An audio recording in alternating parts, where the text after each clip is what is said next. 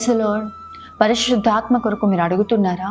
ప్రభువా నీ ఆత్మతో నన్ను నింపు, పరిశుద్ధాత్మ శక్తితో నన్ను నింపు అని అడుగుతున్నారా? అడుగుతున్నట్లయితే ప్రియ దేవుని బిడ్డ, ప్రభు ఈరోజు నీతో వాగ్దానం చేస్తున్నారు. లూకాసు సువార్త 11:13 మనం చూసినట్లయితే, పరలోకమందున్న మీ తండ్రి తన్ను అడుగు వారికి ఎంతో నిశ్చయముగా పరిశుద్ధాత్మను అనుగ్రహించునని. దేవుని ఆత్మ కొరకు కనిపెట్టండి. ప్రభువు అడిగే వారికి, తండ్రిని అడిగే వారికి నిశ్చయంగా పరిశుద్ధ ఆత్మను అనుగ్రహిస్తాడు. ఆత్మ లేనివాడు నా వాడు కాదని దేవుని వాక్యం సెలవిస్తూ ఉంది. ఈరోజు ప్రభువే చెప్తా ఉంటాడు, నేను వెళ్ళి ఆదరణకర్త అయిన ఆత్మను పంపిస్తాను. శిష్యులతో ప్రభు చెప్తా ఉంటాడు, మీరు పట్టణంలో నిలిచి ఉండండి, పైనుండి వచ్చే శక్తి పొందుకునే వరకు నిలిచి ఉండండి. ఈరోజు ప్రభు సన్నిధిలో కనిపెట్టుకుని ఉండండి ప్రీతి బిడ్డ. ప్రభు సన్నిధిలో ప్రార్థించిన అయ్యా నీ ఆత్మతను నింపు.